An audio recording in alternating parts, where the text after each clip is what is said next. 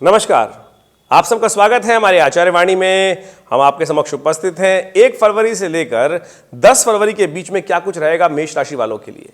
देखिए, ग्रह तो परिवर्तन हर क्षण होते हैं और उस परिवर्तन का यदि हमें समझ आ जाए कि परिवर्तन क्या कुछ हमारे साथ करने वाला है तो हम परिवर्तन का उसका लाभ पूरा ले सकते हैं। 1 तारीख के यदि भविष्य को समझेंगे, 1 से लेकर 10 तारीख के बीच में मेष राशि वालों का क्या नंबर, क्या कुछ प्रभाव होने वाला है। मेष राशि यानी 1 राशि, यानी मंगल प्रधान राशि।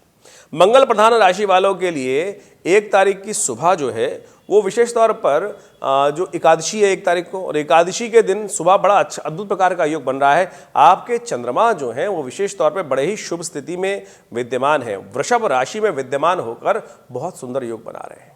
यदि 1 फरवरी की आप बात समझें तो आपकी माता का, यदि आप माता जी का पूजन करें, माता जी का आशीर्वाद लेके समस्त काम करेंगे तो बहुत बढ़िया से उन्नति के योग बन सकते हैं, क्योंकि चंद्रमा बड़ा शुभ योग बना रहा है आपके साथ। उच्च का होकर चंद्रमा आपको इस प्रकार का योग दे रहा है, तो कम से कम माता जी का पूजन कर कर, भगवती का आराधना कर कर, माँ का आशीर्वाद लेकर, और यदि माँ आपको खीर भी खिला दें तो उसके द्वारा आप यदि काम करेंगे तो बहुत शुभ होगा। तो सबसे पहले उपाय समझ लीजिए, क्योंकि कार्यक्रम आरंभ होते ही हमारे को एक योग ध्यान आ गया और चंद्रमा की स्थिति को समझते हुए तो हमने आपके समक्ष ये बात रख दी है। तो आपका जो समय आरंभ हो रहा है 1 से 10 तारीख के बीच में बड़ा अच्छा योग बनाने वाला है और बहुत शुभ काम कर सकते हैं। देखिए, गणेश जी की कथा याद है आपको? गणेश जी की कथा के अंतर्गत जब उनको आशीर्वाद प्राप्त होने का, भगवान का आशीर्वाद प्राप्त हुआ तो इसी कारण से हुआ था कि उन्होंने सबसे पहले समस्त तीर्थों की पूजा को छोड़कर, समस्त तीर्थों को छोड़कर सबसे पहले भगवान शंकर और पार्वती की प्रदक्षिणा ही की थी। तो इसलिए सबसे पहला यदि आशीर्वाद लेना चाहते हैं तो आपका ग्रह दिखा रहा है कि आपका भाग्योदय किस प्रकार से होगा इस पखवाड़े में। तो आपके लिए सबसे अच्छा ये है कि आप दिन का आरंभ 1 फरवरी का समय आरंभ हो रहा है तो आप उस समय चंद्रमा बहुत ही शुभ स्थिति में और आपकी माता जी के आशीर्वाद से आपके जीवन में कल्याण का योग बन सकता है। इस दिन एकादशी भी है तो आप कोशिश ये करें, यदि चावल का दान करें या भगवान विष्णु की उपासना करें, वो भी आपके लिए शुभ रहेगा। ग्रहों की स्थिति क्या कुछ करने जा रही है वो भी आपको समझ लेना चाहिए। यदि हम मेष राशि के संबंध में बात करें तो मेष राशि वालों के लिए ग्रहों का जो योगा योग है वो विशेष तौर पर बड़ी सफलतादायक स्थिति बना के योग दिखता है। यदि शनि और शुक्र का कॉम्बिनेशन हम देखें तो 1 फरवरी को वो बहुत ही शुभ है और साथ साथ लाभ देने के योग प्रबल रूप से बने हैं, लेकिन शनि अस्त है वहाँ पर। तो इसलिए हमने आपको कहा कि भगवती के माँ का उपासना, माँ की पूजा, माँ का आशीर्वाद लेते हुए काम करने का प्रयास करें, बहुत शुभ होगा। बाकी ग्रहों की स्थिति देखें तो ग्रह चलते चलते जो चंद्रमा है वो उसी दिन परिवर्तन की तरफ जाएंगे और ग्रहों का योगा योग दिखाता है कि दोपहर को 2 बजे चंद्रमा जो है वो मिथुन राशि में पदार्पण कर लेंगे और मिथुन राशि आपके 3य भाव में पड़ती है। तो मिथुन राशि 3य भाव में जाकर क्या कुछ करेगी, बड़ा सुंदर रहेगा। चंद्रमा का जो 3य भाव में आपका परिवर्तन होगा, स्थान जो जाएंगे अपने उस स्थान पर, तो प्रवेश करते ही आपके जीवन में उत्साह का वर्धन कर देंगे। तो अच्छा है, आप काम यदि पूरी तरह से करेंगे, आश्वस्त होगा तो काम में आपको लाभ प्राप्त हो सकता है। और दिन भी बड़ा सुंदर है, जिस प्रकार से उस दिन तो जो समय आरंभ हो रहा है बुध का शुभ योग बन रहा है, तो आप कोशिश ये करें शाम के समय भगवान शिव की भी उपासना कर लीजिए, आपके जीवन में और उन्नति के योग बनेंगे, क्योंकि 3 दिन तक वहाँ रहने वाले हैं। और मिथुन राशि में जैसे 1 तारीख में को सुबह दोपहर के समय 2 बजे के करीब पदार्पण करेंगे चंद्रमा देव, और उसके बाद अगले दिन भी वहीं रहेंगे और उसके बाद 2 तारीख और 3 तारीख को भी मिथुन राशि पे ही चलने वाले हैं। फिर जाकर अगले दिन 4 तारीख की सुबह 2:31 पर चंद्रमा परिवर्तन करेंगे। तो हमें दिखाई देता है कि ये ग्रहों का योगा योग जो है आपके लिए बड़ा ही शुभ योग बनाने वाला है, आगे बढ़ने के योग बनाने वाला है। तो मेष राशि वालों 1 तारीख से 10 तारीख के बीच में यदि शुरू की आप तारीखें समझें तो हमें ऐसा दिखाई देता है कि विशेष तौर पर आपके लिए ग्रहों का योगा योग जो है ओवरऑल बड़ा अच्छा रहने वाला है।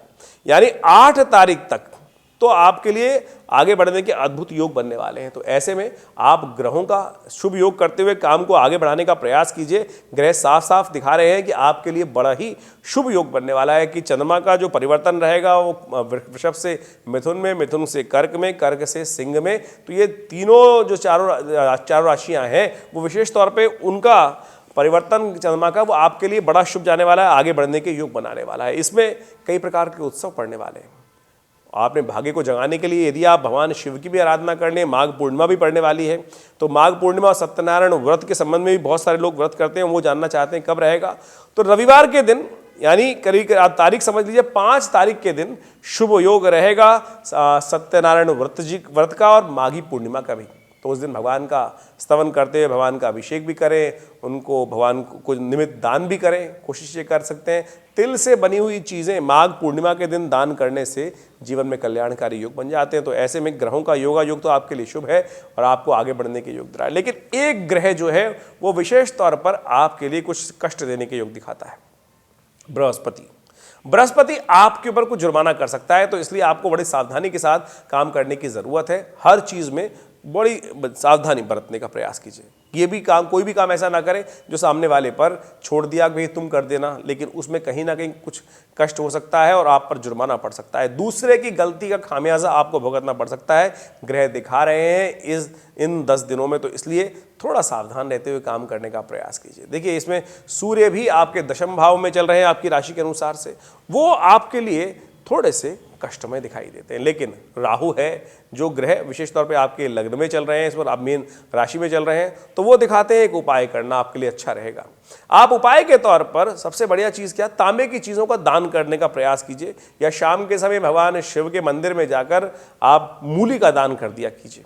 ये 1-2 दिन जब भी आपको याद आ जाए तो ये उपाय करते चलेंगे तो आपके जीवन में कल्याणकारी योग बनेगा और आपके जीवन में उत्थान के योग भी बन जाएंगे। आपके लिए सबसे अच्छा रंग जो है वो रहेगा पीला। पीले रंग का उपयोग करते हुए, लाल रंग का उपयोग करते हुए, ये रंग आपके लिए बहुत लकी रहेंगे इन दिनों। इनका उपयोग करते हुए काम करने का प्रयास कीजिए, आपके जीवन में उन्नति के योग बन सकते हैं। 9 नंबर आपके लिए बहुत लकी रहेगा, तो 9 नंबर का उपयोग कीजिए।